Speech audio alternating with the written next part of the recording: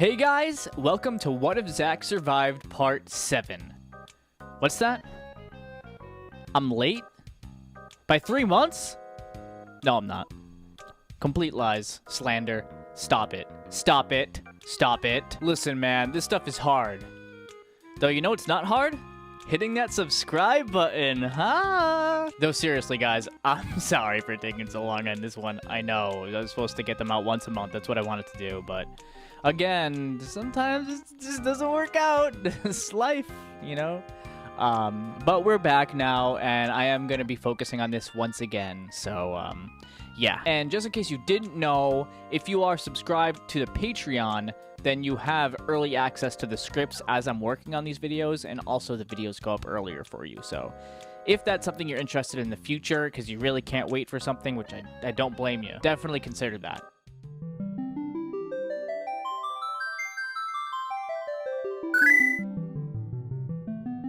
Where we had last left off, the party had just landed at Costa del Sol. They had just finished talking to Hojo, and he ended the conversation by mumbling something about going to the west, so that's exactly what we're gonna do. So, they're going west, and on their way, they run into Yuffie, a teenage ninja who's on her own adventure. She's looking to fight! Zack says he'll handle it. He thinks they met once before, in Wutai. Oh, so you want to go for round 2 then, soldier boy? Come and get it! She gets wiped out by the party in seconds, but then everyone goes to check up on her to see if she's alright. She says she wants to go for round 3, but then Aerith chimes in saying, "Oh wow, you were really impressive back there." "Oh, you think so? Haha, of course I was. That's the power of a ninja." Zack looks puzzled for a moment, but then he says, "Oh, yeah, petrified. I wouldn't want to go for another round." "Well, maybe another time then, punks. I'm outta here," says Yuffie. "Wait a second," says Aerith. "What? You want my help because I'm so good, huh? Figures. Well, I can't refuse." Then the party starts heading off with Yuffie trailing behind them trying to catch up. Finally, the party goes west enough to make it to Mount Corel. Corel? I'm gonna call it Corel. Mount Corel. But Barrett's not a happy camper, for obvious reasons. He wanted to avoid coming here as much as he could. I'll avoid retreading too much of the same ground just because I don't think too much is gonna change just because Zack is here. But I still want to go through these parts of the story anyway, so. But either way, Zack has to see yet another example of a town being destroyed from the inside out due to Shinra's greed, so. So, Barrett is forced to face his past. They have to go to the Gold Saucer. Aerith is super excited about this, but it kind of just pisses Barrett off because of what he's going through. He runs off and says not to forget the main mission. We're after Sephiroth. The rest of the party goes out to have a little bit of fun. Cloud tries out the basketball minigame, but he sucks at it. Poor Cloud. Honestly, isn't like that one of the only ways you can get GP in the first trip, like reliably? I don't remember. They find Kate Sith, and he makes an excuse to accompany them. He says he's gonna read Zack and Aerith's fortune, but the fortune read, "Be careful of forgetfulness. Your lucky color is blue?" Well, alright then. They both find him a bit suspicious, but he makes his way into the party anyway. So, everyone had some fun, but then they make it to the battle square, and, well, no one's really having fun anymore. It's not really a pretty sight to see dead infantrymen on the floor, unless your name is Sephiroth. "Looks like they were shot. It wasn't Sephiroth," says Cloud. "It doesn't make sense for Barrett to do this. Who did it? It couldn't have been him," said Tifa. Dio, the man responsible for running the Gold Saucer, comes in and says, "The man responsible for this had a gun on his arm." He finds everyone and says, "Did you do this?" They all say no, but Dio doesn't believe him. "Yep, sure. Okay. Also, you're going to jail." "What?" So they all start looking for Barrett in the Corel prison, and the events with Dyne play out the same way that they do in the original story. Cloud does some chocobo racing so they can make it out of the Corel prison, because why wouldn't they make Cloud do that?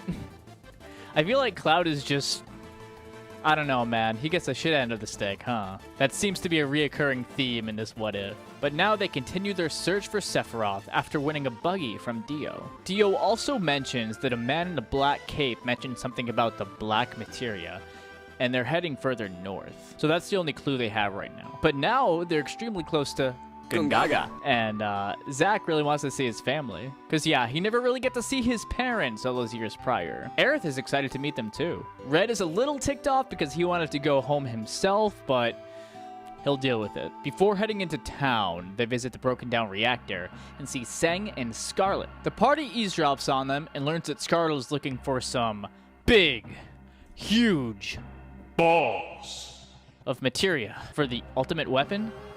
What are they on about anyway? Concerning, but they move along. Zack is very excited to see his folks. It's been 10 years since he left from Midgar. And yeah, I wanted to add this part to the story as a nice little happy moment that our baby Zack deserves. So, Zack enters the house first, and instantly his parents recognize him and go in for big hugs. It's been 10 years! They're very curious as to why he hasn't contacted them in so long. But he says it's complicated, and it'll have to wait for another time. He just lets them know that he was completely unable to after the last letter he sent. Speaking of which, that letter said he was with a girl. And this is when Zack introduces his parents to Aerith. Oh wow, how adorable! You two are too cute, they say. They both start blushing from hearing this, of course. I'm gonna throw up, says Yuffie, but then shuts up when Tifa gives her a look. Well, anyway, everyone says their goodbyes and they head off to Cosmo Canyon. Red explains that this is his hometown, and his tribe were protectors of those who appreciated this beautiful place, along with the planet. He continues to say that his mother fought and died here, but that his father fled like a coward, or at least that's what he thinks. Now, he's the last of his race. That's why he was captured in the first place. Yeah, quickly, in case you guys didn't know, they were actually trying to breed Red 13 and Aerith to create a long-living Cetra. So this way, they could, like, forever be able to find the Promised Land. It's one of those things where a lot of people do know it, but then a lot of people don't know it as well, so I figured I'd include it as a little fact. Little factoid. So, everyone explores Cosmo Canyon. Barrett actually explains to everyone that this is exactly where Avalanche was born.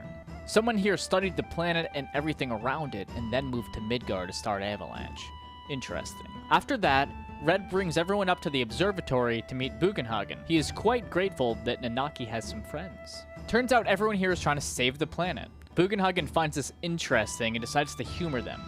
But only 3 people can fit in the observatory, so they'll have to decide on who goes in. They decide on Aerith, Cloud, and Barrett. An interesting bunch. Everyone wants to go in, maybe they'll get to eventually, but Aerith feels like this is her calling, and Barrett finds it super interesting as well. So there they go, and it's amazing. Dude, I can't wait to see how that looks in Final Fantasy VII Remake. Oh my goodness. Bugenhagen explains that eventually everything dies and returns to the planet, including the souls of whatever passes on. That's what makes the life stream, the spirit energy. If the spirit energy from the planet were to disappear, then the planet would crumble. Every day, the Mako reactors suck up this energy from the planet, diminishing it. Sad. Very sad. Once the show comes to a close, the party all huddles around the Cosmo Candle, aka the fire outside, so that they can talk about everything they've been going through. Barrett is really feeling down. You know, one day he promised Biggs, Wedge, and Jesse that he would take them all here one day, and now they've died for the planet. Tifa tries talking to Cloud, but can't really get the words she wants to get out, and neither can Cloud with all the people around right now. Now, throughout the day, Aerith actually talked to a lot of people here so that she could educate herself about the Cetra, and it turns out she's actually the only one left, and while she already knew this, it wasn't necessarily like, I guess it didn't hit as hard as it does right now for her, so she's feeling lonely. Zack tries to comfort her, saying that he's here for her, but it's just not the same thing, and Zack understands. It's just not anything that someone can fix right now. Then lastly, Red brings up his cowardly father again, and how he can't believe it went down that way. When the Gi tribe attacked, he just fled. Bugenhagen hears this, and comes down to Red saying, "Here, come with me." He also says to take a couple people in for backup. So Cloud and Yuffie come along. Yuffie really wants to go just because she's bored out of her mind here. But from there, we explore the Cave of G and defeat the evil spirits that were left there. And then Nanaki sees his father in his last stand defending against the G tribe. So he saved everyone. If it wasn't for him, it would be no good. No good. I really loved that story in the original game. And now the crew are on their way again, this time to Nibelheim. Real quick, did you know that Nibelheim actually translates to the home of the fog? And who lives in Nibelheim? I don't know. You guys let me know in the comments below. I don't remember. Oh, you didn't know that? Well, maybe you would know if you read this book. Da-da-da-da! This book is Norse Myths That Inspired Final Fantasy VII by MJ Gallagher. Honestly, this is a really good read with a lot of very fun information in it. It's very smooth to read. I highly recommend it. And he's my buddy, so that's the sponsor of today's video. Go check it out. I'll leave it in the description down below. Not to mention, I just love having this in my room. It's so cool as a Final Fantasy VII fan. Highly recommend it. Once they arrive, Cloud and Tifa are still shocked to see this whole place rebuilt, even though Zack already said this. It brings back bad memories for the three of them. But do remember that everyone has a lot more knowledge going into Nibelheim because of Zack being here. It's sickening to see paid actors in the houses that Cloud and Tifa grew up in. Honestly, put yourself in their shoes. Like, holy shit, man. When exploring the town, they find more people dragging along in black capes. Each of them have a different numbered tattoo on their arm.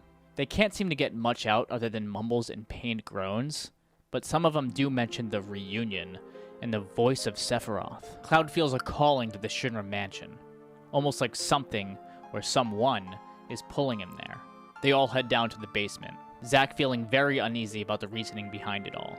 Is it what he fears? Does Sephiroth or something have control of Cloud after all? Things might take a dark turn here, but this is where we're going to leave things for right now. So what did you guys think? I know I left it on a little bit of a cliffhanger. I mean, we do know what happens at this part of the story, but like I said, I have a lot of stuff building towards the next couple of parts, so I'm really looking forward to that. I actually already have the next script outlined, which you can, again, check out on my Patreon. Feel free to subscribe to that for even just $1. You get a lot of perks. One of which is getting your name shouted out at the end of this video. So thank you so much to Tess Slam Jam and Kiwi Games once again. Appreciate you guys. Don't forget that if you liked the video, make sure you hit that subscribe button and hit the bell too. Give it a thumbs up if you liked it, and a thumbs down if you didn't. And don't forget about my Discord. That way we can keep in touch even if I'm not uploading that day. And we're almost at 500 subs, guys, so let's get it. Let's get there. We're so close.